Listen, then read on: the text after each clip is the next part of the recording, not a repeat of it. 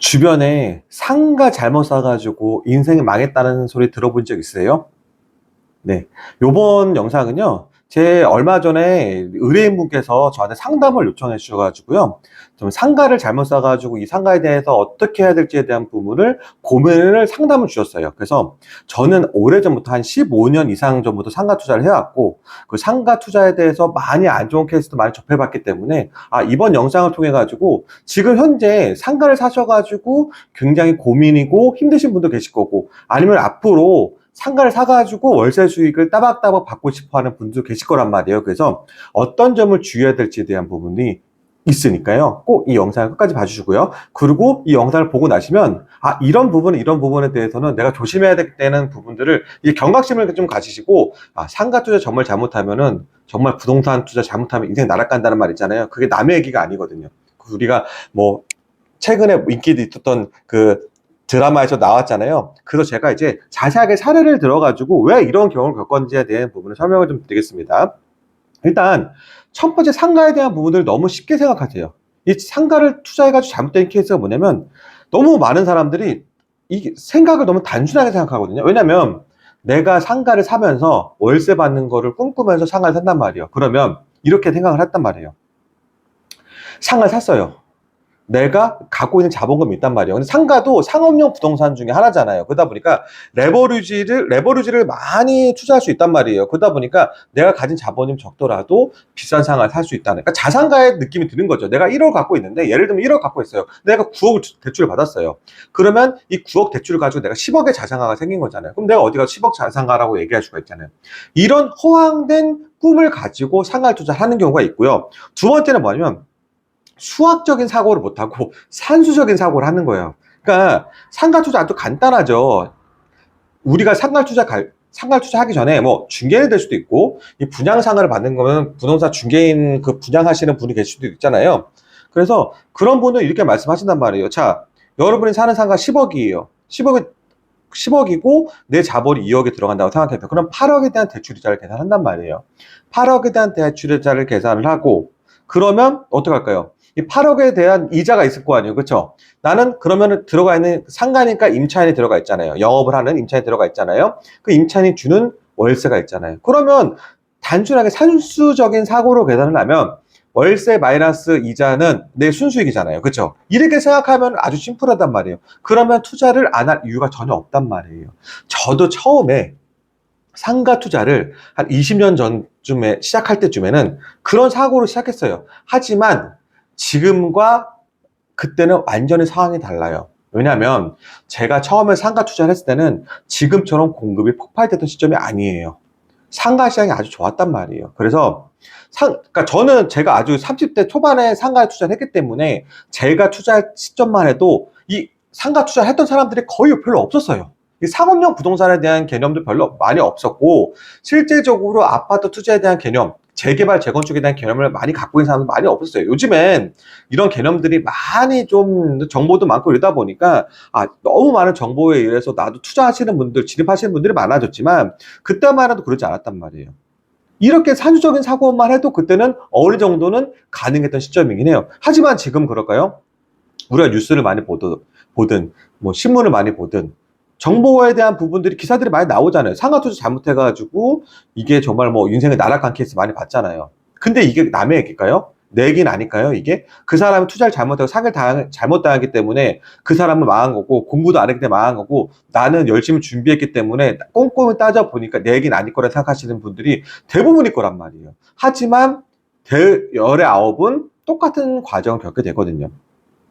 이유는 단순해요. 제가 말했던 것처럼 이 수학적 사고를 못하고 산수적인 사고를 했기 때문에, 아주 단순한 사고로만 접근하기 때문에 투자가 실패가 되는 거고, 그래서 보통 이게 우리가 특히 가장 이런 얘기를 많이 들어보셨을 거란 말이에요. 이 분양상가를 잘못 사면은 뭐 인생을 망하고 절대 하지 말라는 경우를 많이 들어봤을 거란 말이에요. 근데 지금 제가 어제 상담했던 분도 마찬가지였단 말이에요. 분양상가를 받았던 분들인 거예요. 근데 이 분양상가 몇 평짜리였냐면 10평짜리였고요.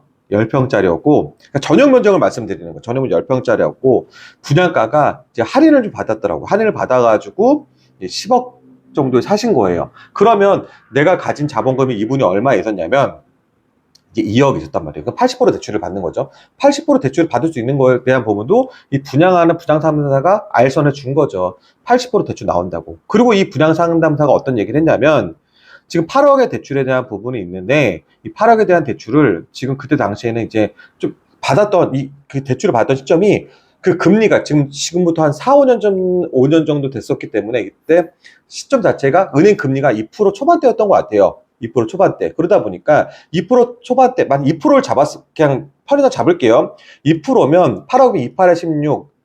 그러면은 한 달 이자가요, 연에 28에 16에 1600인 거잖아요. 그러면 한 달 이자가 한 100만 원 좀 넘는, 한 100만 원 정도 좀 넘잖아요. 뭐, 100만 원 좀 넘는 금액이기 때문에, 뭐, 이 금액 자체가 크게 부담이 안 되는 거죠. 근데 이 분양 상담하시는 분이 어떻게 이게 설명을 했냐면, 막 개발 호재를 막 얘기했죠. 여기 뭐가 생기고, 뭐가 생기고, 뭐가 생기고, 뭐가 생기고, 얘기를 했고, 그리고 이 좋은 자리를 잡아야 상가는 꼭 이 많은 상가가 집합상가 같은 경우 아파트 분양상가를 이분이 잡으신 건데 아파트 분양상가 중에서도 1층짜리 상가도 분양가랑 거의 비슷하단 말이에요. 근데 좋은 위치 안 좋은 위치가 있단 말이에요. 이 부분들. 왜냐하면 출입주가 구에 들어가는 위치라든지 에스컬레이터가 있는 위치라든지 사람들이 많이 이동하는 동선 있잖아요. 그 동선에 이동하는 위치에 상가가 있어야 좋은 상가일 거 아니에요. 그렇죠? 빨리 잡아야 된다. 이런 상가를 잡아야 이 정말 유명 프랜차이즈도 들어오게 되고, 그리고 만약에 10평 기준에 대해서 지금 한 월세를 대략적으로 예상했는데 한 350에서 400 정도는 받을 수 있다라고 얘기했나 봐요. 보증은 5천만 원에. 그러니까 어때요?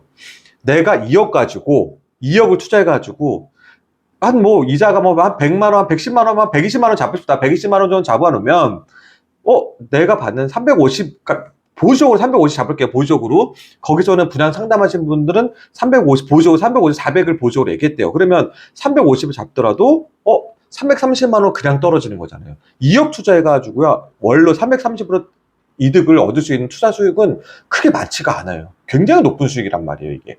근데 이분이 이런 장밋빛 그 인생의 미래를 보고서 투자를 한 건데, 물론 이런 산술적인 계산하면 투자를 안 하는 이유가 없어요. 저 같아도 그냥 투자를 할 것 같아요.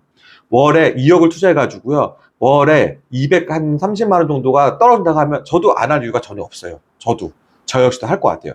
하지만 상가 투자의 맹점이 뭐냐면, 자, 여기서 이분이 실수한 건 뭐냐면, 왜냐면 이 영업사원이 그렇게 얘기했다면 좋은 점만 계속 얘기했을 거라면. 그리고 지금 계약하시는 분이 2억만 계약금으로 내면 10%가 10% 1억만 내고 나머지 잔금은 이제 뭐 1억을 다시 이제 중도금을 80% 해준다고 했나 봐요. 이제 중도금까지 해가지고 총 받을 수 있는 건 80%. 그러니까 내 초기로 투자하는 금액이 1억이더라도 나중에 잔금 내 1억 보태가지고 대출 총 해가지고 이제 80% 받는 거죠. 근데 중도금도 보통은 이래요. 예전에 같은 경우에는 계약금 10%, 중도금 70%, 잔금 해가지고 뭐 20% 이랬거든요. 그건 지금은 많이 바뀌기도 하고, 이건 뭐 시행하는 사람이 어떻게 계약하는 데 달라요. 어떤 데는 뭐 계약금이 20%고, 중도금 60%고, 그리고 잔금 20%, 아니면 계약금 20%, 중도금 50%, 잔금 30%, 이런 경우도 있고, 이건 다르단 말이에요. 어찌됐건, 이거는 내가 분양하는 사람들이 상담하는 사람들은 어찌됐건 내가 내 가진 돈으로 계약할 수 있게끔 만들어준단 말이에요. 일단 계약은 1억으로 했고, 중도금이 몇 프로인지 중도금도 다 무이자로 해준다고 했던 거예요. 그럼 내가 이게 준공이 될 때까지는 전혀 문제가 되지 않잖아요. 도면을 딱 받아보니까 정말 좋은 위치가 왔다라는 거예요. 딱 보니까 주출입구에 있는 옆에다 10평짜리 상가 중에도 가장 좀 빨리 잡아야 될 것 같다는 생각이 든다라는 거예요. 그리고 여러분이 잘 모르시겠지만 그 막 분양하는 사무소 가면 사람 부쩍부쩍거리고 그 분위기가 조정된단 말이에요. 내가 안 사고 못 빼긴단 말이에요, 이게. 그러면 내가 지금 이 좋은 자리는 빨리 잡아야 되는데 저 많은 사람들이 이 좋은 자리를 잡을 수도 있는 거잖아요. 이 작은 시간차 때문에. 그렇기 때문에 내가 알아보고 뭐하고 뭐 이런 시간에 대한 그 부분에 대한 부분들은 싹 사라지고 내가 이걸 빨리 잡을 생각을 한단 말이에요. 그래서 계약을 한 거예요. 그리고 준공이 되려면 이제 뭐 3년 정도 시간이 지난 거죠. 뚜껑을 딱 열어봤단 말이에요. 폭망한 거죠.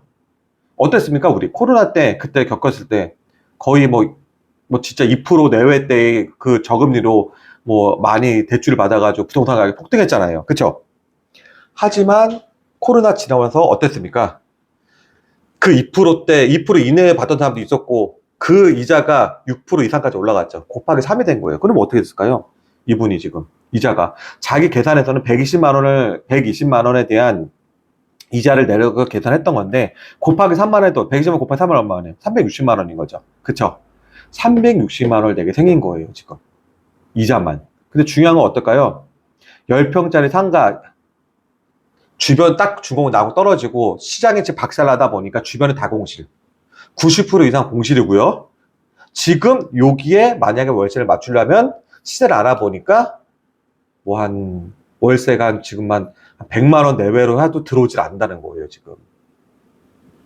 완전히 지금 어떻게 된 겁니까? 내가 예상했던 건 350, 보조자 350에 대한 350, 400만 원을 잡아놨던 그 월세 수익률이, 월세 임대차비가 100만 원으로 떨어진 거예요. 그럼 어떻게 된 거죠? 이게 간단하게 상가는 수익형 부동산 중에 수익률이 가장 중요한 부동산이에요.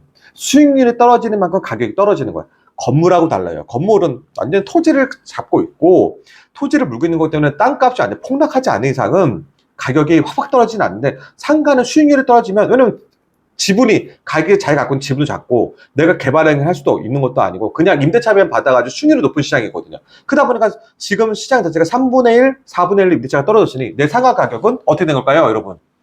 3분의 1, 4분의 1로 떨어진 거예요. 그러면 10억 주고 산 게 얼마 된 거죠? 3억으로 떨어진 거예요, 이게. 근데 이 3억으로 떨어진 게 시장에 내놓는다고 팔릴까요? 절대 안 팔리죠.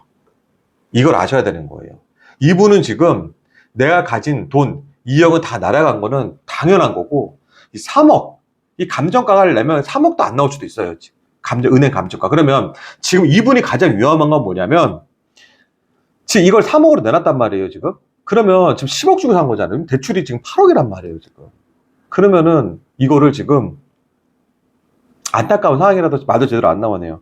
어쨌든 이게 지금 월세를 빨리 맞춰야, 지금 이자가 지금 시세로도 이자가 거의 지금 한 한 4% 정도 낸다고 했으니까 지금 2배 정도가 됐으니까 이자만 200 얼마가 되니까 이거를 다 지금 본인이 부담해서 하기도 너무 힘든 거예요. 왜냐면 한 명 월급이 그냥 다 날아가는 케이스가 되다 보니까 내가 200 얼마를 받으고 계산했는데 200 얼마가 오히려 2억 투자하고 나가는 거예요. 하다 보니 감정이 팍 떨어지고 나서. 그래서 제가 이런 말씀 드렸어요. 이 상가를 내놔도 지금 팔리지도 않을 거다. 빨리 임대차를 맞추는 게 낫다. 왜냐면 지금 90%가 이상의 지금 공시라고 말씀드렸잖아요. 근데 이분들이 서로 가격 계속 낮출 거란 말이에요. 더 낮춰. 빨리. 왜냐면 제가 그랬잖아요. 그 100만 원도 아쉬워요. 100만 원도 계속 나가야 되는 이자란 말이에요. 이게 계속 아깝단 말이에요. 그 100만 원이라도 빨리 임대차를 맞추는 게 이분이 살아갈 수 있는 그냥 여건인 거고. 왜냐면 이 상가는요, 당분간은 팔기가 좀 힘들 거예요, 아마. 매도가 힘들단 말이에요. 그러면 제가 이런 출구 전략을 말씀드렸단 말이에요. 지금 당장은 어렵고 그냥 수익률을, 시대가 흐르면 지금 임대차 시장이 완전히 박살나지 않고서는 그래도 이분은 그나마 다행인 게 그러니까 제가 봤을 때는 처음에 이 상가를 내가 저한테 컨센트 들어서 무조건 사지 말라고 말씀드렸을 것 같은데 어찌됐건 샀으니까 그중 상가 중에서 그나마 위치가 나으니 제가 빨리 그냥 가능한 임차를 맞추라고 했어요, 그냥.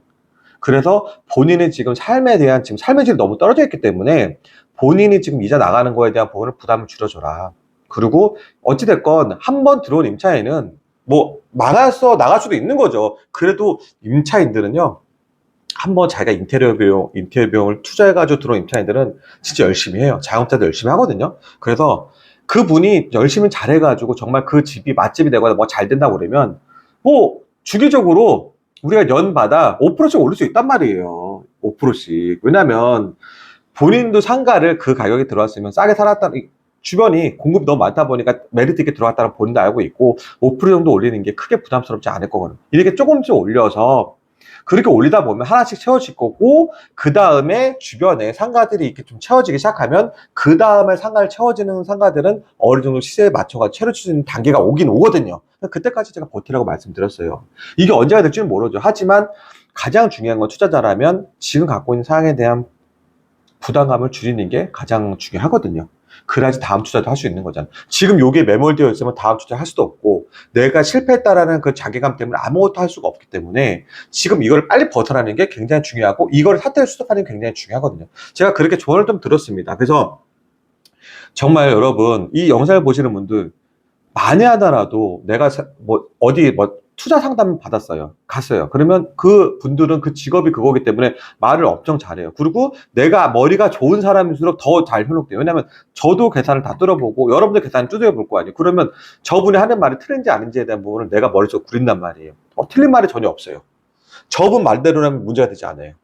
그렇죠? 하지만 중요한 건 뭐냐면 모든 거는 그 계산대로 흘러가지 않는다는 게 굉장히 중요해요. 그래서 상가 투자라는 건 주변 시세와 공실률도 다 봐야 되는 거고, 주변 임대차 및 시세도 봐야 되고, 그리고 현재 그 자영업 폐업률 이런 거 다 보고, 그 주변 배우 세대까지 다 보고, 공급이 얼마나 더 앞으로 확장될지 가능성이 높은지 다 봐야 되기 때문에 단순한 부분이 아니에요. 체크할 부분이 굉장히 많아요. 그래서 진짜 상가 투자를 생각하시는 분들이라면 정말 좀 상가를 좀 많이 해보신 분들한테 컨설팅을 받는 게 굉장히 좋고요. 그리고 만약에라도 그게 아닌 분들은 상가 투자 안 하시는 게 전 낫다고 봐요. 상가 투자는. 차라리 안정적인 임대수를 받고 싶으면 다른 투자 쪽으로 보는 게 맞고, 이게 상가 투자라는 게 의외로 어렵거든요. 그래서 쉽지가 않아요. 진짜 어려워요. 건물 투자보다도 더 어려운 부분도 있어요. 제가 그렇게 들어가면 더 어려운 부분도 있기 때문에 그냥 좀 이게 상가 투자 내가 무슨 뭐 정말 상가 따마다 편하게 받겠다라는 것보다는 차라리 좀 초보자라면 월세 수익을 받을 수 있는 거는 이 주택 쪽이 차라리 낫거든요. 원룸 같은 게 차라리 낫거든요. 그쪽으로 보는 게 낫고, 상가 투자는 가급적이면 초보자라면 특히 분양상가 같은 경우에는 좀 주의하시라고 말씀을 좀 드리려고 이 영상을 좀 준비했습니다. 그래서 이 영상을 좀 많이 도움이 됐으면 좋겠고요. 이 영상 좀 많이 전파 좀 해주세요. 왜냐면 지금 이런 분들이 뭐 제가 연마다 몇 명은 이런 상담을 해요. 이런 영상을 제가 막 많이도 뭐 사람들한테 말씀드리기도 하고 하는데도 이게 줄어지지 않는다는 거는 또 워낙 또 그런 분들도 이제 분양하시는 분들도 언변수도 워낙 뛰어나고 또 속는 분도 반대로 많기 때문에 주의하시라고 영상을 준비했으니까 많이 좀 전파 좀 해주세요. 네, 감사합니다.